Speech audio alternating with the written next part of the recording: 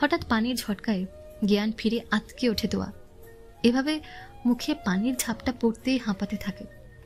পরক্ষণেই দেখে সামনে একটা কালো ফর্মাল পোশাকের লোক, যার চোখে সানগ্লাস, কানে ব্লুটুথ। দেখে বোঝাই যাচ্ছে এই একজন দেহরক্ষী। কিন্তু একটা জিনিস লোকটার সাথে বড্ড বেমানান, সেটা হচ্ছে তার হাতে থাকা বালতি। বুঝতে বাকি থাকে না ওর গায়ে পানি এই লোকটা হাতে থাকা বালতি থেকেই এসেছে।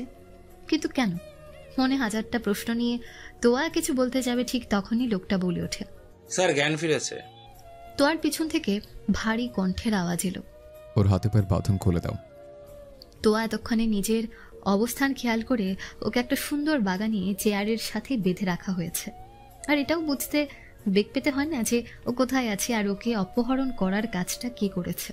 বেশ ঝাঁঝালো কণ্ঠে বলে উঠল, তোরের কাছ থেকে সবটা শোনার পর আপনার এমন আচরণ দেখে বিন্দুমাত্র অবাক নই আমি, ডক্টর রায়হান। তোয়ার কথায় কফির মগে চুমুক দিতে গিয়েও দিল না তীব্র। ঠোঁটের কোণে অদ্ভুত এক হাসি ফুটে উঠেছে। তোয়া ঠিক পিছনে ছোট একটা পুলের সামনে দাঁড়িয়ে কফি কাপে চুমুক দিতে যাচ্ছিল তীব্র, কিন্তু ওর কথায় থেমে যায়। ও লোকদের ইশারা করতে তোয়ার সামনে একটা ছোট্ট টি টেবিল রাখে, আর তোয়ার ঠিক সামনে টেবিলের পরেই একটা চেয়ার। তীব্র গিয়ে কফির মগটা তোয়ার সামনে রাখে, তারপর পায়ের উপর পা তুলে বসে ডান হাতের কোনোই চেয়ারের হাতলের উপর রেখে নিজের ঠোঁটে হাত দিয়ে ও লোকদের ইশারা করে। পরক্ষণেই দুটো লোক এসে তোয়ার হাত পায়ের বাঁধন খুলে দেয়। বাঁধন খোলা মাত্রই তোয়া উঠে দাঁড়ায়। তোয়ার এরকম বিহেভিয়ার আশাই ছিল তীব্রের। ও টেবিলে থাকা কফির মগটা নিয়ে চুমুক দিতে দিতে বলল, তোমাকে নিশ্চয়ই বলতে হবে না আমি কেন তোমাকে এখানে নিয়ে এসেছি। তীব্রের কথায় তোয়া যেতে গিয়েও থেমে যায়। ওর দিকে তাকাতেই দেখে গরম কফির মগের দিকে তাকিয়ে তার বাষ্পীভবন দেখছে।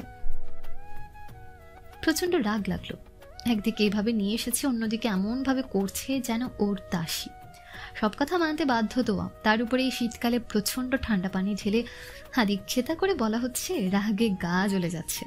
তবু নিজের চোখ বন্ধ করে রাগটাকে শান্ত করে বেশ কড়া গলায় বলল, যদি ভদ্রভাবে কথা বলার ইচ্ছে হতো তাহলে ভদ্রতার সাথে আমি এখানে উপস্থিত হতাম, কিন্তু আপনি সেটা না করে আমাকে যেভাবে এনেছেন সে প্রেক্ষিতে এর চেয়ে ভালো ব্যবহার করা আমার রুচিতে পাতল।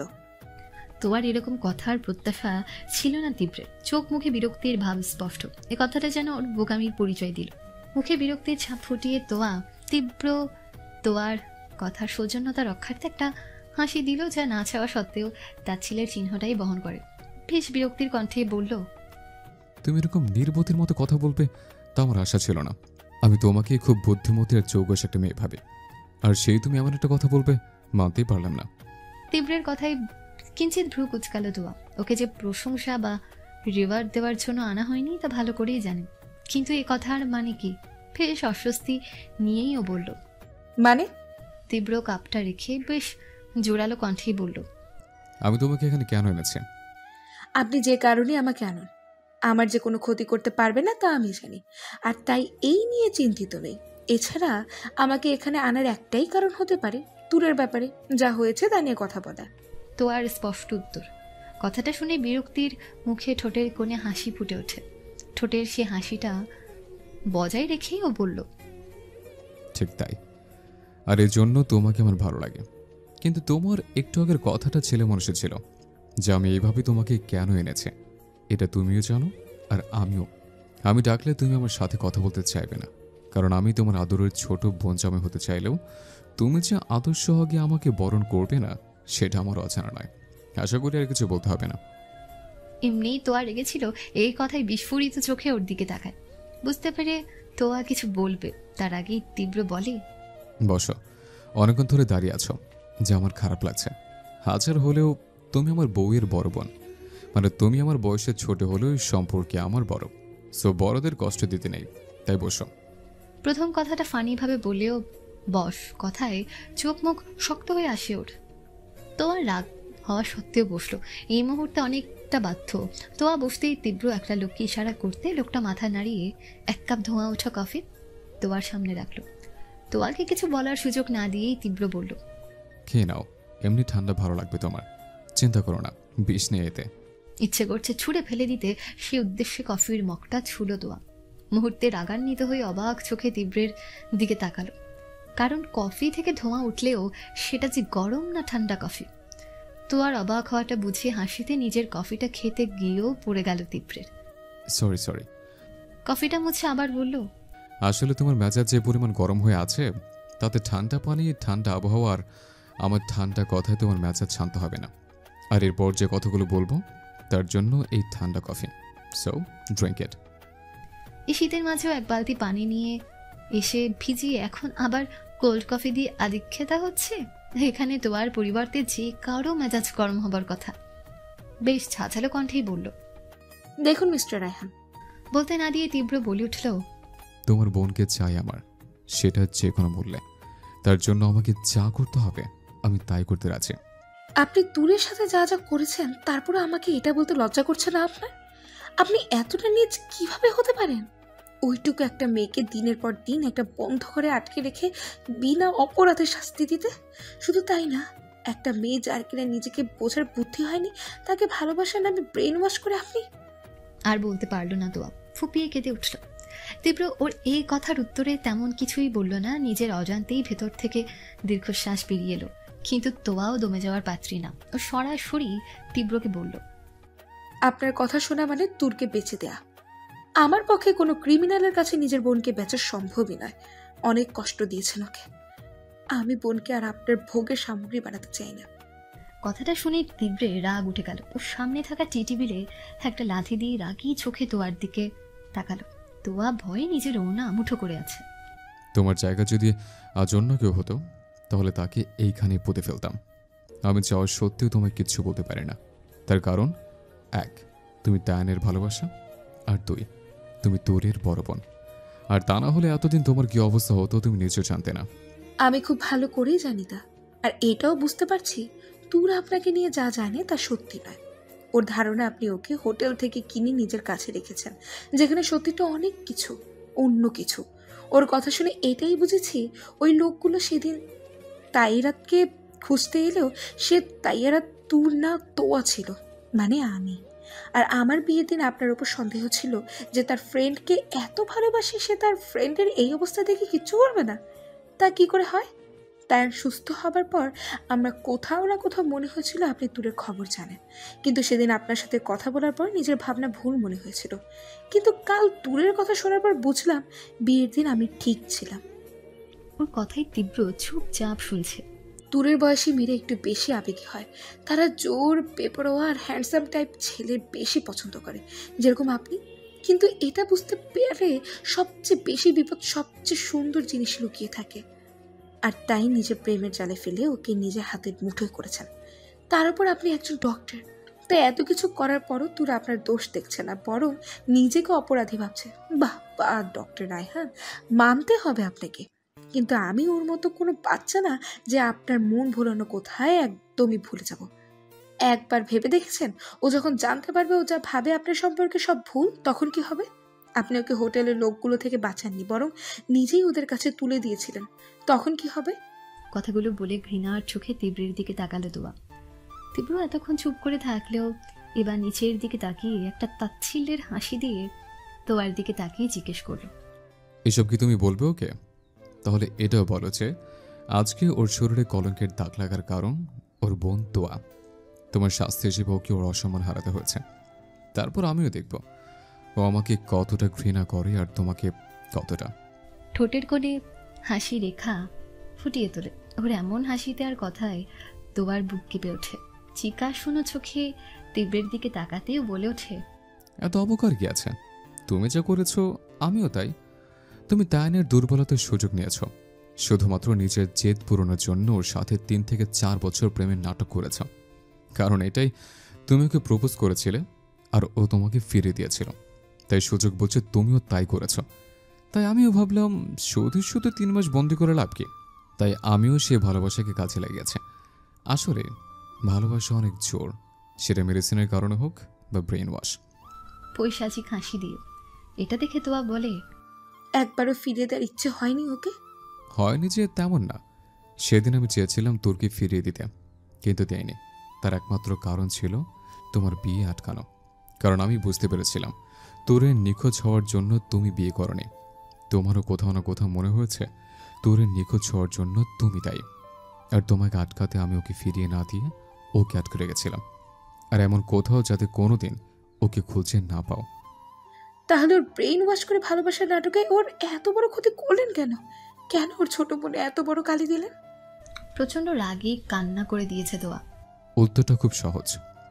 আমি ভেবেছিলাম তায়ান যদি সুস্থ হয় তবে আমি তোরকে ছেড়ে দেব, কিন্তু যদি তায়ানের কিছু হয়ে যায় তাহলে ওকে বন্দি বানিয়ে কষ্ট না করে পুরো মেরে ফেলব। কিন্তু তায়ান সুস্থ হয়ে গিয়েছিল, আর তাই তোরকেও ছেড়ে দিতে চেয়েছিলাম, ওর কোনো রকম ক্ষতি না করে। তায়ান তো সুস্থ হয়ে গিয়েছিল তাহলে? এবার বেশ রেগে ওর দিকে তাকায় তীব্র। ইচ্ছে করছে তোয়াকে এখানেই শেষ করে দিতে। প্রচণ্ড উত্তেজিত হয়ে বলল, কারণ আমার বিশ্বাস ছিল তায়ান তোমাকে ভুলে গিয়ে ঘৃণা করবে, কিন্তু না, সেটা হয়নি। বরং তোমার জন্য পাগল হয়ে উঠেছিল। আর তুমিও সেই সুযোগে তায়ানকে ভালোবাসার লোভ দেখিয়ে আবার সবটাই নিজের করে নিলে। দোষ করেও যখন তুমি কোনো শাস্তি পেলে না, তাহলে বিনা অপরাধে কেউ শাস্তি পেতেই পারে। তাই তোমার শাস্তি তোরকে পেতে হলো। মানে? মানে? হালকা হেসে তোয়ার কাছে যায়, তারপর ওর কানে ফিসফিস করে বলে, মানে আর কি, তুমি ভালোবাসার অভিনয় তায়ানের প্রাণ নিতে চেয়েছিলে, আর আমি তোরের সম্মান। কারণ ওকে মেরে কি লাভ হতো? আপনি? বিস্মিত হয়ে ওর দিকে তাকায়। ইয়েস তোয়া, ইয়েস, ঠিক এই কারণে এখানে দুই জায়গায় ভালোবাসাকে ব্যবহার করা হয়েছে। আর ব্যবহারকারী হলো তুমি, আমি, আর ভুক্তভোগী হলো তায়ান আর তোর। তোমার শিকার হয়ে আমার ফ্রেন্ড প্রাণ হারাতে বসলে তোমার বোন কেন আমার শিকার হয়ে নিজের সম্মান হারাবে না? তীব্রের এমন কথাই তোয়া হাঁটু গেড়েই নিচে বসে পড়ে, আর তীব্র এক হাঁটু মুড়ে তোয়ার সামনে বসে বলে, তায়ান যদি এত কিছু করার বড় তোমাকে মেনে নিয়ে বিয়ে করতে রাজি হয়, তাহলে তোরকেও রাজি হতে হবে আমাকে বিয়ে করার জন্য। আমি নিজেকে নির্দোষ বলছি না, আর এটা সত্যি আমি তোরকে নিজের প্রতি দুর্বল করার জন্য এসব করেছি। হিসেবে আমরা সমান অপরাধী, শাস্তি আমাকে পেতে হলে তোমাকে পেতে হবে। তীব্রের এমন কথাই তোয়া কিছু বলতে পারল না। নিচের দিকে দৃষ্টি রেখে ক্রমাগত পানি পড়ছে। এটা থেকে তীব্র নিজের পকেট থেকে রুমাল বের করে টিস্যু দিয়ে তোয়ার থুতনি ধরে ওর চোখে চোখ রেখে বলল, তাই তোরকে আমার কর্মের বর্ণনা দেওয়ার আগে নিজের ইতিহাস বলে নিও, যে কেন আমি এসব করেছি। আমি তো একটা পাথর, যে পাথর ওকে ব্যথা দিয়েছে, আর তুমি সেই পাথরের নিক্ষেপকারী তোয়া। এখন তুমিও বলো, যে পাথর তোমাকে ব্যথা দিল সে পাথরকে তুমি শাস্তি দেবে, নাকি যে মেরেছে তাকে? আরেকটা কথা, তায়ানের সাথে তুমি যা করেছ তা জানার পর তোর এমনিতে তোমার মুখ দর্শন করবে না। এখন কি করবে বাকিটা তোমার ইচ্ছা। তীব্র উঠে দাঁড়ায়, আর তোয়া ওভাবেই বসে বলতে থাকে, মানুষের কর্মের ফল তাকে পেতেই হয়, কিন্তু সেটা তার হয়ে অন্য কেউ কেন পাবে? তোয়া, তুমি এর জন্য উপরওয়ালাকে ধন্যবাদ দাও। সেদিন তোরের জায়গায় যদি তুমি থাকতে তাহলে তোমার কি হতো আমি জানি না।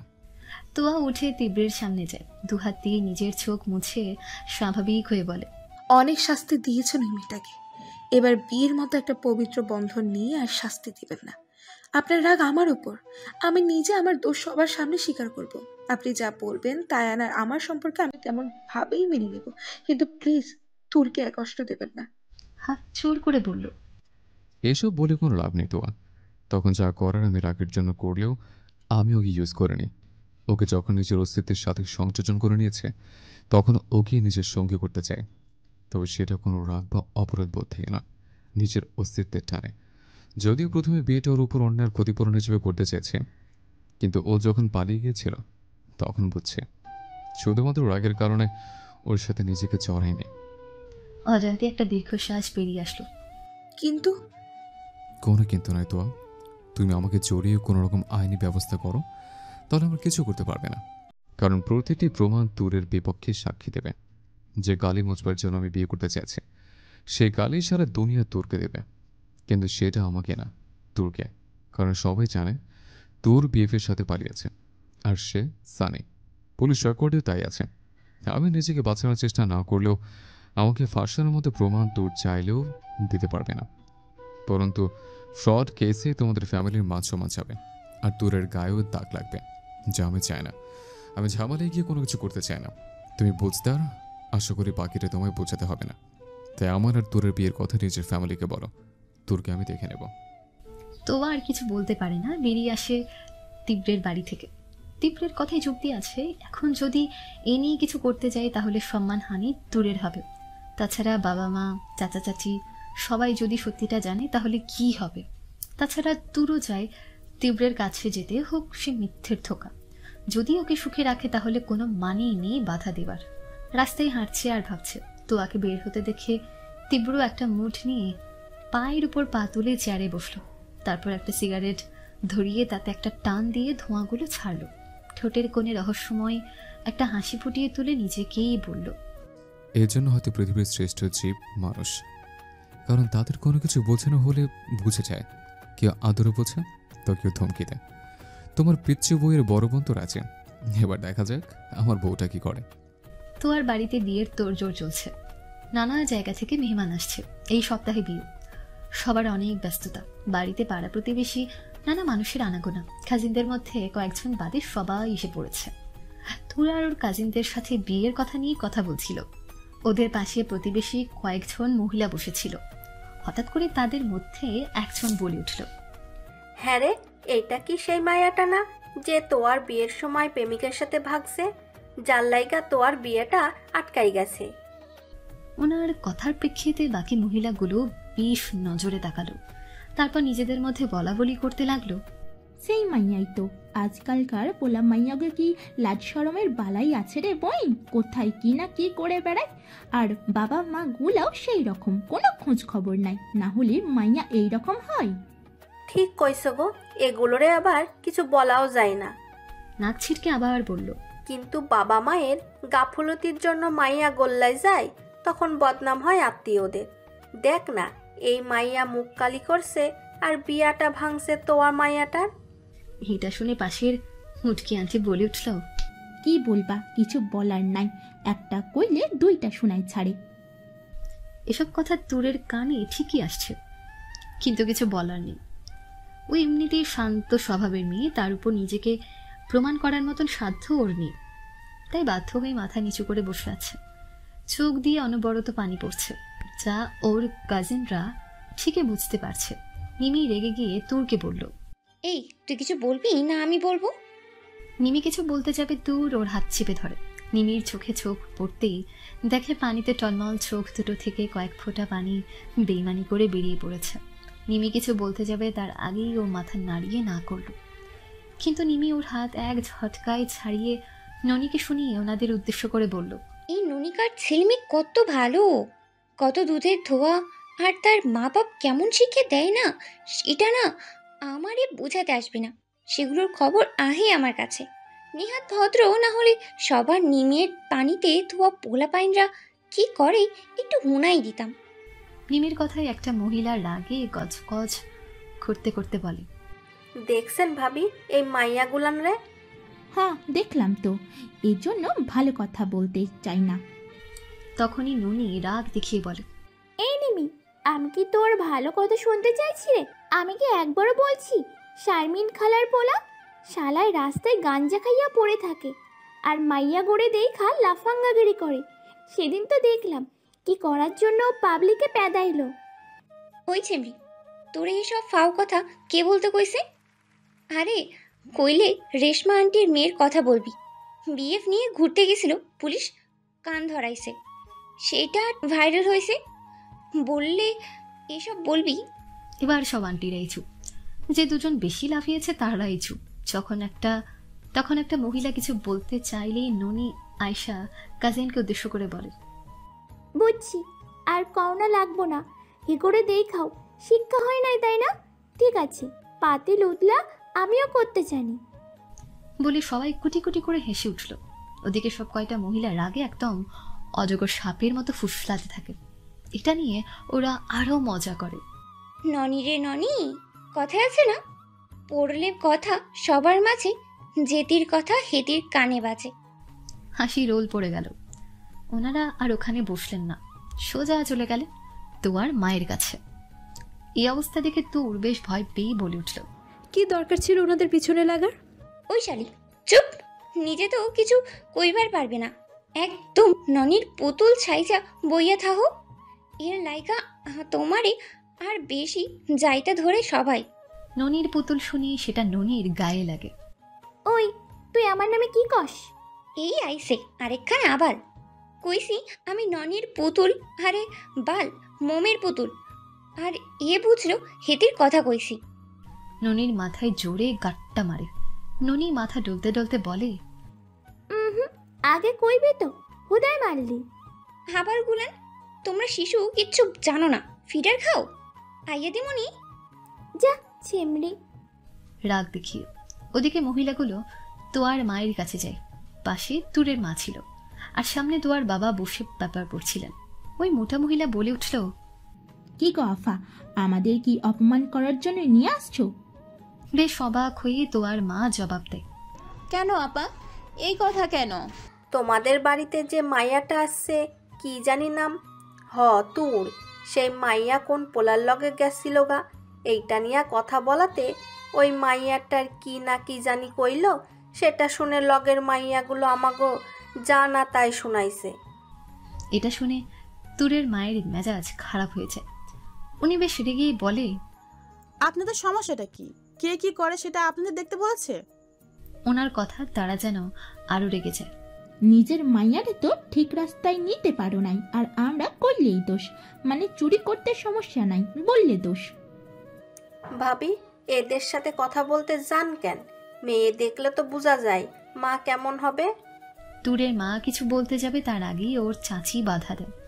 তারপর মহিলাদের উদ্দেশ্যে বলে, ভাবি, আপনারা কিছু মনে করবেন না, আপনারা বিয়েতে এসেছেন, প্লিজ ওদের কথায় কান দেবেন না। ওরা ছোট, কি বলতে কি বলে ফেলেছে। ওরা না হয় ছোট, কি তোমার যা তো ছোট না, তাই না? নাকে মুখে ডাইনিদের মতন রিয়াকশন তোলে। ওর হয়ে সরি বলছি, আপনারা বসুন। না গো, আজকে আর বসবো না, পরে আসবো ক্ষণ। এই চলো গো। ওনারা নাক ফুলিয়ে চলে যেতেই তুরের মা বলে ওঠে, ওনারা আমার মেয়েকে যা নাই তাই বলে গেল, আর আপনি আমাকে কিছু বলতে দিলেন না। এটা শুনে বেশ রেগেই চোয়ার চাচি বলে উঠল, সেই মুখ কি তোমার মেয়ে রেখেছে? আগে তো একবার আমার মেয়ের বিয়েটা ভেঙেছে, আর এবার ওর জন্য। ভাবি, এটা তুমি বলতে পারলা? তখনই তুরের চাচা বলে, খারাপ তো বলিনি, সত্যিটা মানুষের মুখে মুখে তো থাকবেই। ওদের চেঁচামেচিতে তুরের বাবা আসতে ওনাকে উদ্দেশ্য করে বলে, দেখো, বড় ভাই হিসেবে আমি কিছু বলিনি, কিন্তু আজকেরটা বেশি হয়ে যাচ্ছে। এবার যদি তোমার বিয়ে ভাঙে তাহলে। বিয়ে কেন ভাঙতে যাবে, আর কি হয়েছে? তুরের মা সবটা বলে। উনি কিছু বলতে যাবে তার আগেই দেখে তুর দাঁড়িয়ে দাঁড়িয়ে কাঁদছে। উনি তুর বলে সামনে এগোতেই তুর ওখান থেকে দৌড়ে বাড়ির বাইরে চলে যায়, কিন্তু কোথায় গেছে বুঝতে পারে না। তুরকে খুঁজতে বের হওয়ার জন্য বের হতে চাইলে তোয়া আসে। কাকুর মুখে চিন্তার ছাপ দেখে কারণ জানতে চাইলে উনি সবটা বলে। সবটা শুনে তোয়া স্তব্ধ হয়ে যায়।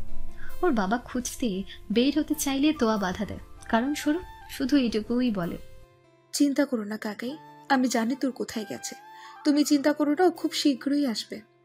তীব্র নিজের রুমে বসে কিছু ফাইল লিখছিল। অনেকদিন ধরে বিজনেসের অনেক কাজ জমেছিল। তখনই বাইরে চেনা কোনো গলার আওয়াজ পায়। তীব্র দ্রুত কাগজপত্র রেখে বাইরে যায়। দেখে তুর অনেকটা পাগলের মতন করে চিৎকার করে তীব্র তীব্র করছে। তুরকে এমন অবস্থায় দেখে হতবাক। দ্রুত নিচে নেমে আসতেই তুর ওকে দেখে এগিয়ে আসে। খেয়াল না করার কারণে টেবিল বেঁধে পড়ে যেতে নেয়, কিন্তু পড়ার আগেই তুরকে জড়িয়ে ধরে তীব্র। তুরও চুপ, তীব্রও দেয়। তুরকে জড়িয়ে ধরা অবস্থায় তীব্র শুধু এতটুকুই বুঝতে পারছে তুর হাঁপাচ্ছে, অনেক জোরে জোরে শ্বাস নিচ্ছে, অনেক কষ্টে এখানে এসে পৌঁছেছে বুঝতে বাকি নেই। তীব্র এভাবে ওকে জড়িয়ে এক হাত দিয়ে ওর মাথায় হাত বুলিয়ে তুরকে শান্ত হতে বলে। কিছুক্ষণ তীব্রের বুকে নিজের ক্লান্তির অবসান ঘটিয়ে নিঃশ্বাসের গতিবেগ স্বাভাবিক হয়ে আসে। হঠাৎ করে তীব্র একটা ধাক্কা অনুভব করে। আচমকা এমন কিছুর জন্য প্রস্তুত ছিল না তীব্র। তুরের আকস্মিক এমন ব্যবহারে অপ্রস্তুত ভাবে কিছুটা দূরে ছিটকে পড়ে। ও আবার তুরের কাছে যেতে চাইলে তোর নিজের হাত সামনে এনে ওকে আটকায়। নিচে নামানো চোখগুলোকে আস্তে আস্তে তীব্রের চোখের দিকে ভিড়িয়ে শান্ত কণ্ঠে বলে, একদম আমার কাছে আসার চেষ্টা করবেন না, আর না আমাকে ছোঁয়ার, তাহলে কিন্তু এবার খুব খারাপ হবে। বিষয়ের শেষ পর্যায়ে গিয়ে তীব্র জিজ্ঞাসন চোখে জানতে চায়, কি হচ্ছে তোমার তুর? তুর চুপ, তাই একটু সামনে পা বাড়িয়ে দূর থেকে আবার জিজ্ঞেস করে, কি হয়েছে? দুজনের দৃষ্টি দুজনের দিকে। একজনের দৃষ্টিতে তার প্রিয়র মনে থাকে অজানা কিছু প্রশ্ন, জানার ইচ্ছে। আরেকজনের চোখে ব্যথিত হৃদয়ের যন্ত্রণা জানানোর জন্য টলমল নোনা পানি। পানিটা আটকে রাখার চেষ্টায় দূরের চোখ মুখ ঘোলাটে হয়ে এসে ঠোঁট চোরা অনবরত কাঁপছে। কিছু একটা বলতে চাইছে, কাঁপা ঠোঁট চোরা, কিন্তু বুকের ভেতর জমে থাকা পাথরটা যেন শব্দগুলোকে ফুসফুসের মধ্যে আটকে রেখে দিয়েছে, যা কণ্ঠনালী দিয়ে বের হবার প্রবল আকাঙ্ক্ষায় ছটফট করলেও পারছে না। দূরের এই অবস্থা দেখে তীব্র অজানা এক ঘোরের কণ্ঠে বলে, এভাবে নৈরাশ্যিক্ত চোখে নিজের অপরাধ বোধটাকে বাড়িয়ে দিও না। তোমার অবাধ্য চোখের পানি আমার ভিতর রক্তক্ষরণের জন্য দায়ী হবে। তীব্রের এমন কথায় দূরের কণ্ঠনালী ভেদ করে শব্দগুলো বের হতে না পারলেও চোখের পানিগুলো গড়িয়ে ঠিকই পড়ল। সেই সাথে তীব্রের দিকে এগিয়ে গেল ওর পাগুলো। তীব্রের অনেকটা কাছে গিয়ে দুহাতে ওর শার্টের কলার ধরে পা উঁচু করে নিল। তুরের এমন বিহেভে বেশ অবাক হয়ও। তুরের চোখগুলোই অদ্ভুত এক নেশা দেখতে পাচ্ছে, তবে সেটা ভেতরের রাগটাকে নিঃসরণ করার নেশা। আর সেটা যে ওর উপর হতে চলেছে তা ভালোভাবেই বুঝতে পারল তীব্র। তো নিজের চোখ মুখ শক্ত করে তীব্রের শার্টটা আরো মুষ্টিবদ্ধ করতে চায়, কিন্তু সেটা না পেরে খামচে ধরে। তোর এমন একটা পরিস্থিতিতে আছে যে তীব্র চাইলেও কিছু বলতে পারছে না। একদম তীব্রের মুখের কাছে গিয়ে বলে, সত্যি কি ভালোবাসেন আমাকে? বিয়ে করে নিজের স্ত্রীর সম্মান দিতে চান? হঠাৎ তুরের এমন কথায় অবাক হয় তীব্র, তবুও নিজেকে সামলে নিয়ে বলে, তোমার কি মনে হয় তোর? ঘোর কণ্ঠে, জানি না আমি, তাই তো জানতে চাইছি। বিয়ে করতে না চাইলে তোমার বাড়িতে প্রস্তাব কেন পাঠাতাম? জানি না আমি। তাহলে কি জানো? কিছু জানি না আমি, তাই তো জানতে চাইছি। কি জানতে চাইছো? বিয়ে করবো কি না? যদি তুমি চাও এই মুহূর্তে, তবে তাই হবে। আমার ভালোবাসার উপহার হিসেবে আমি সবটা দিয়েছি, তাহলে আমার ভালোবাসার উপহার হিসেবে আমাকে কি দিবেন? তুরের কথার মানেটা বুঝতে পারলো না তীব্র। ও একটু সংশয় নিয়ে জিজ্ঞেস করলো, উপহার? হ্যাঁ। বেশ, যা চাইবে তাই দিব। বলো কি চাই? প্রমিস করুন যা চাইবো তা দিবেন, একবারও প্রশ্ন করতে পারবেন না। তোর হাতটা বাড়িয়ে দেয় তীব্রের প্রতিজ্ঞা করার হাতের আশায়। তীব্র জানে না তোর কি চাই, কিন্তু ও যা চাইবে ওর ভালোবাসার উপহার স্বরূপ তাই দেবে ও। সেটা যাই হোক, তীব্র নিজের হাতটা তোরের হাতের উপর রেখে বলে, প্রমিস করছি তোর, তোমার ভালোবাসার উপহার স্বরূপ তুমি যা চাইবে আমি তাই দেব তোমাকে, শুধু তোমার থেকে দূরে যাওয়া ছাড়া। তাহলে চলুন আমার সাথে। তারপর তীব্রের হাত ধরে বেরিয়ে আসে তুর। কয়েক ঘন্টা পর তোমার বাবা বেশ গম্ভীর হয়ে সোফায় বসে আছে। ওনার স্ত্রী ওনার পাশে সোফা ধরে দাঁড়িয়ে আছে। তুরের মা ওর চাচির পাশে, আর ওর বাবা পাশের সোফায় বসা। কাজিনরা মিলে নিজেদের মধ্যে কি সব বলাবলি করছে। এটা দেখে তোবা উঠে ওদের ভেতরে যেতে বলে। ওরা কারণ জানতে চাইলে জোর করে ওদের উপরে দিয়ে আসে, আর যেন নিচে না নামে সে কথাই বলে আসে। তাই অবুঝের মতন বসে আছে। কি হয়েছে তোয়াকে জিজ্ঞেস করতেও কিছুই বলল না। নীরবতা ভেঙে দূরের চাচা রাগান্বিত কণ্ঠে জিজ্ঞেস করে উঠল, এভাবে কি বলার জন্য বসিয়ে রাখা হয়েছে, কেউ একটু বলবে? ওনার ধমকিতে কেঁপে উঠল সবাই। তখন তুরের বাবা শান্ত গলায় তুরকে জিজ্ঞেস করে, কি হয়েছে? তুই ডক্টর রায়হানকে বাড়িতে এনে কি বলার জন্য আমাদের এভাবে বসিয়ে রেখেছিস?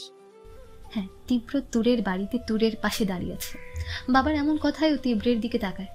ওর চোখে ভয় দেখতে পাচ্ছে তীব্র। যেখানে ভয়টা তীব্রের পাওয়ার কথা, তীব্র ঘড়ি দেখে নিল। হঠাৎ করে হাঁপাতে হাঁপাতে একজন এলো, যাকে দেখে সবাই অবাক। কারণ ব্যক্তিটা অন্য কেউ নয়, সানি। সানি এসে একরকম হাঁপাতে হাঁপাতে তুরের সামনে এসে বলে, এত তাড়াহুড়া কেন রেখে পাঠালি? সব ঠিক আছে তো? তুর কিছু বলল না। তখনই সানির খেয়াল যায় তুরের পাশে থাকা তীব্রের দিকে। এখানে কি হতে চলেছে কেউ জানে না, সবাই জানে ওরা সবাইকে কিছু বলতে চায়, যার জন্য সবাই এখানে। কিরে, কিছু বলবি তো নাকি? বেশ বিরক্তি নিয়ে বলল তুরের চাচা। এবার তীব্র তুরের দিকে একবার তাকালো, তারপর তুরের পাশ থেকে সরে সামনে গিয়ে বলল, তোর না, আজ যা বলার আমি বলবো। তা কি বলবে তুমি? তীব্র একটা দীর্ঘশ্বাস ছাড়ে, তারপর বলে, আপনারা সানিকে তোর বয়ফ্রেন্ড হিসেবে জানেন, সেটা সত্যি না। কথাটা শুনি সবার মাথায় বাজ পড়ে। সবাই জিজ্ঞাসুর চোখে ওর দিকে তাকায়। তীব্র সবার নজর উপেক্ষা করে বলা শুরু করে, ভাগ্যের এক অদ্ভুত খেলায় তুরের সাথে আমার দেখা হয় 6 মাস আগে। তোর বিয়ের দিন রাত্রে অসুস্থ ছিল, তাই আমি ওকে নিজের সাথে নিয়েছি। তখন আমি জানতাম না যে ওকে আদৌ তোর সাথে কোনো সম্পর্ক আছে কিনা। তীব্র পুরোপুরি সত্যিটা বলে না।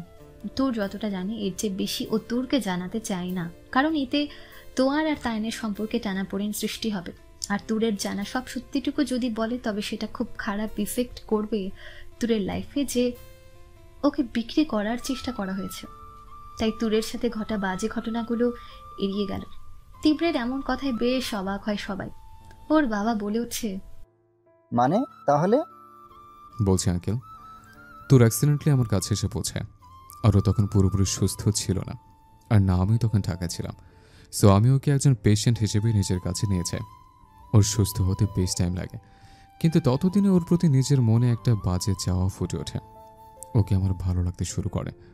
ততদিনে ও সুস্থ হয়ে নিজের ফ্যামিলির কাছে যেতে চায়, কিন্তু আমি কেন জানি না সেটা মেনে নিতে পারি না। তাই জোর করেই আমি ওকে আমার কাছে আটকে রাখি। কথাটা বলে তীব্র চুপ হয়ে মাথা নিচু করে দাঁড়িয়ে আছে।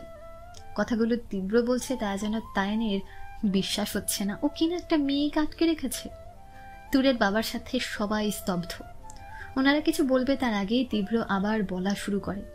3 মাস পর যখন তায়ান সুস্থ হয়ে ওঠে, তখন তোর সাথে আমার দেখা। আর তারপর তোর মাধ্যমে জানতে পারি তোর নিজের বিএফের জন্য বাড়ি থেকে পালিয়েছে।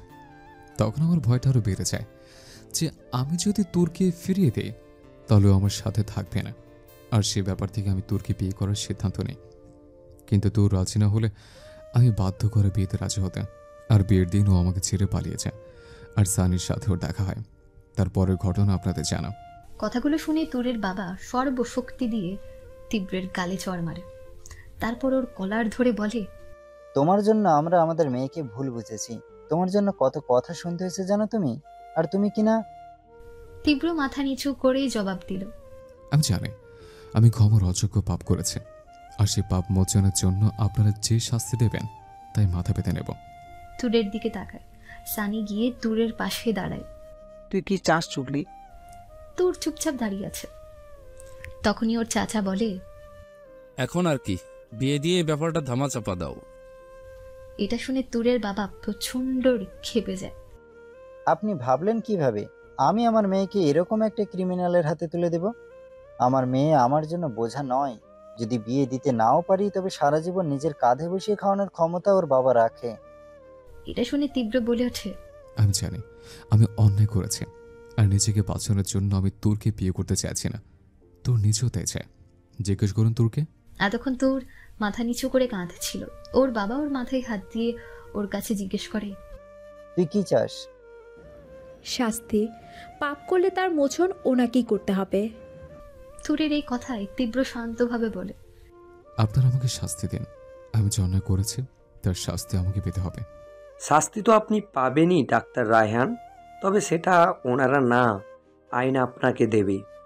কথাটা শুনে তীব্র পেছনে তাকাতেই দেখে ইন্সপেক্টর শাওন।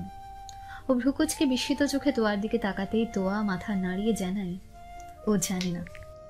আপনি? বলেছিলাম না ডাক্তার রায়হান, যদি হাতে প্রমাণ আসে আপনি অপরাধী, তাহলে আপনার কি হাল করব তা আপনি ভাবতেও পারবেন না। আর আজ আমার কাছে প্রমাণও আছে আর সাক্ষীও। ওর সামনে একটা ভিডিও অন করা, তার মানে ওর মুখের স্বীকারোক্তির জন্য এসব কিছু ছিল। ও অবাক চোখে তুরের দিকে তাকায়। এটা দেখে তোর মুখ ফিরিয়ে চোখের পানি মুছে উপরে চলে যায়। তীব্রের আর বোঝার কিছু থাকে না। তখনকার কথা মনে করে তুর বলেছিল, তীব্র, আমার বিয়ের উপহার হিসেবে আপনাকে নিজের দোষ স্বীকার করতে হবে আমার বাড়ির সকলের সামনে, আর তার জন্য যে শাস্তি পাবেন তা মাথা পেতে নিতে হবে। তুরের বলা তখনকার কথা এবার তীব্রের মাথায় ঢুকে। ও ভেবেছিল তুর ওর ফ্যামিলির সামনে সব সত্যিটা বের করতে যায়, কিন্তু এতটা দূর ভাববে সেটা জানা ছিল না। কিন্তু তোয়া এটা করবে না ও বুঝেছে। তার এটা তুরের একার প্ল্যান হবে না। তাহলে ও সানির দিকে তাকায়। সানি তখন বলে, চুগলিকে ফ্রেন্ড বানিয়েছি, তা তো নেভাবই। তা মিস্টার রায়হান, সরি, এরপর ডক্টর খেতাব থাকবে বলে মনে হয় না। সো আপনি থানায় যাবেন নাকি টেনে হিঁচড়ে নিয়ে যাব? বেশ ইগোয়েস্টিক ভাবে চোখ মুখ শক্ত করে বলল। কথাটা শুনেই তীব্র ওর দিকে রাগেই চোখে তাকায়, কিন্তু সেই মুহূর্তে ওর তায়ানের কথা মনে পড়ে। ও তায়ানের দিকে তাকাতেই দেখে তায়ান মাথা নিচু করে দাঁড়িয়ে আছে। ও গিয়ে তায়ানের সামনে দাঁড়ায়, তার মানে চোখে পানি রেখা স্পষ্ট। তীব্র ওর হাতটা ধরে বলে, সরি। যাকে নিয়ে আমার গর্ব হতো তার জন্য ঘেন্না হচ্ছে। শেষ পর্যন্ত তুই। আর কিছু বলতে পারলো না, ও হাত ছাড়িয়ে চলে গেল। আর শাওন এসে ওর হাতে হ্যান্ডকাফ লাগিয়ে নিয়ে থানায় গেল। থানায় যেতেই দেখে ঋদ্ধ এসে দাঁড়িয়ে আছে। তীব্রকে দেখেই ছুটে আসে, বেশ উদ্গ্রীব হয়ে বলে, স্যার আমি 1 ঘন্টার মধ্যে। তুমি এমন কিছু করবে না ঋদ্ধ, যা হচ্ছে হতে দাও। স্যার এখন পর্যন্ত খবরটা বাইরে লিক হয়নি। সবাই যখন জানবে কি হবে ভাবতে পারছেন? বিজনেস, হসপিটাল, এমনকি আপনার ডক্টরের লাইসেন্স ক্যান্সেল হয়ে যাবে। আমি জানি। তাহলে ওয়াদা করেছিলাম পাপের প্রায়শ্চিত্ত করব, কিন্তু সেটা এভাবে তো ভাবিনি।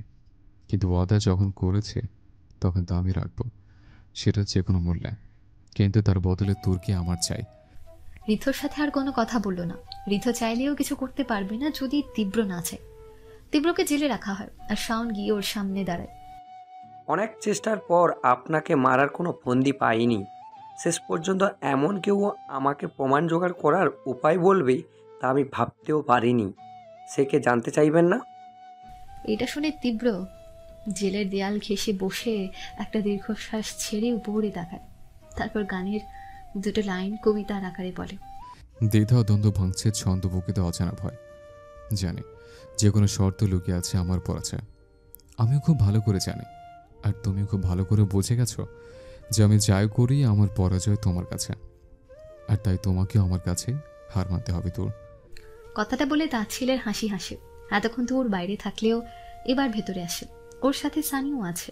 তোর বেশ রেগে বলে, আপনি আমাকে যা বলবেন আমাকে তাই বিশ্বাস করতে হবে? আমি কি কোনো বাচ্চা? আমি আপনাকে ভালোবাসি আর নাইবাসি। আপনি যে আমার প্রতি দুর্বল তা আমি বেশ বুঝতে পারছি। আর যে কোনো মূল্যেই আপনি আমাকে চাইবেন তাও জানি। আর তাই জন্যই আপনি এখানে যা ছিল সবটাই আমি করেছি। মাইন্ড গেম শুধু আপনি খেলতে পারেন না, আপু তো বোকা ছিল, এটা বুঝতে পারেনি। খালি হাতে আপনার কিছু করা যাবে না। এটা শুনে তীব্র একই ভঙ্গিতে হাসল। তারপর বলল, এর জন্য বলেছিলাম, আর যাই করো এই বুকের বাম পাশে আঘাত করো না, ক্ষত সারলেও ব্যথা কমে না। কি করার, শাস্তি দিতে চাও, কোনো সমস্যা নেই। ওই হিন্দি গানটা আছে না, কাতে লাগার কান্না হ্যাঁ তো কান্না ধীরে সে, উফ ভি নেহি নিকলেগি মেরে হোঠো সে। যতই যন্ত্রণা দাও না কেন কিচ্ছু বলবো না। প্রমিস যখন করেছি রাখবো, কিন্তু তোমাকে ছাড়া প্রমিস করিনি। কিন্তু আমার শাস্তি শেষ হওয়া মানে তুমি আমার বুকে থাকবে, রিমেম্বার ইট। তীব্রের এমন আবেগ সুলভ কথায় প্রচন্ড রাগ উঠল তুরের। যে মানুষটাকেও মিথ্যের জালে বন্দি করে এত বড় শাস্তি দিতে যাচ্ছে, সে কিনা এখন ওর জন্য পাগলের প্রলাপ বকছে। তার চেয়েও বড় কথা, তীব্রের এমন প্রেম শিক্ষিত বাক্য যে কাউকে প্রভাবিত করতে পারবে। কেউ যদি সত্যিটা না জানে তবে তুরকে পাষণ্ডী উপাধিটা দিতে হয়তো একটু সংকোচ করবে না। আর জেনে থাকলেও তীব্রকে পাগল প্রেমিক বলবে, কারণ এমন স্পর্শকাতর বাণী যে কারো মনকে নিমেষেই বিগলিত করতে পারে। কেমন জানি ঘোর লাগে ওসব কথা, নিঃশক্ত করে দিতে পারে মুহূর্তে। এই নেশার জালি বারবার বাঁধা পড়েছে তুর, আবার সেই নিঃস্বার্থ ঢাক। কিন্তু এখন নেশা লাগলেও তা উপেক্ষা করার রাস্তা ঠিক খুঁজে নিতে পারবে ও। এমন ভাবনায় বিভোর তুরের ঘোর ভাঙে তীব্রের কথায়। যদি বলতে চাও তাহলে এভাবে আমার কথা ভেবো না। কোনো মানুষ অন্য মানুষের জন্য কখনো অনুভূতির সৃষ্টি করতে পারে না। যেটা সৃষ্টি করতে পারে সেটা হচ্ছে তার বিপরীতে থাকা মানুষটাকে নিয়ে তাকে ভাবতে বাধ্য করা। আর যদি সে বিপরীতের মানুষের মস্তিষ্কে তার ভাবনার বীজ বুনতে পারে, তবে সে সফলভাবে তাকে নিজের আয়ত্তে আনতে পারে। আর বিপরীত লিঙ্গের উপর যখন সেটা প্রয়োগ করা হয় তখন সেটার নাম হয় অনুভূতি, যা পরে ভালোবাসার রূপ নেয়। এখানে ভালোবাসা বলতে কিছুই নেই, সবই মস্তিষ্কের খেল। তাই তো একজনকে ভালো লাগার পর অন্য কারোর প্রতি অনুভূতি আসতে পারে। কেন জানো? কারণ মানুষ তার বিপরীত মানুষের থেকে এটা আশা করে নিজের নিরাপত্তা, আর তা যার কাছে পায় তাকেই ভালোবাসার নামে রূপাতি দিয়ে বন্ধনে আবদ্ধ করতে চায়। আর এটাই হচ্ছে লজিক। যদিও আবেগে মানুষের মধ্যে ভালোবাসার কোনো লজিক হয় না। দেয়াল ঘেঁষে বসে নিজের এক হাঁটু ভাঁজ রেখে অন্য হাঁটু দোলাতে দোলাতে মাথা নিচু করে কথাগুলো বলল। বোঝাই যাচ্ছে কথাগুলো সম্পূর্ণ তুর্কি বিদ্রুপ করার জন্য বলেছে। বেশ রেগে গেল তুর। ও কারাগারের শিকে হাত দিয়ে চিৎকার করে জিজ্ঞেস করলো, কি বোঝাতে চাইছেন আপনি? আমি বোকা? আপনি ওকে বাধ্য করেছেন ভালোবাসতে। কথাটা শুনেই তীব্রের ঠোঁটের কোনায় শয়তানির বাঁকা হাসি ফুটে ওঠে। আর তোর থমকে যায় এইটা ভেবে ও সবার সামনে এটা কি বলল। তীব্র ঠিক একইভাবে বসে তোরকে উদ্দেশ্য করে বলল, শুধু যে ভালোবাসতে বাধ্য করেছে তা নয়, তোমাকে আজকে সবার সামনে বলতে বাধ্য করলাম, তুমি আমাকে শুধু ভালোবাসো না, পাগলের মতো ভালোবাসো। আর তুমি এটা মানতে পারছো না যে আমি গেমের মাধ্যমে তোমাকে নিজের প্রতি দুর্বল করেছি, ভালোবেসে নয়। আর সেজন্য তোমার এতটা অস্থিরতা। কি বলতে চাইছেন আপনি? প্রচন্ড রেগে ইরফান তো গলাই বলে, এটাই তোমার সাথে করা অন্যায়ের শাস্তি। তুমি আমাকে দিতে চাও না, বরং তোমার প্রতি দুর্বল হয়ে তোমাকে পাওয়ার জন্য কতটা অস্থির হতে পারে সে অস্থিরতা দেখতে চাও তুমি। কতটা পাগলামি করতে পারে, কতটা বেপরোয়া করে দিতে পারে তোমাকে পাওয়ার নেশা আমাকে।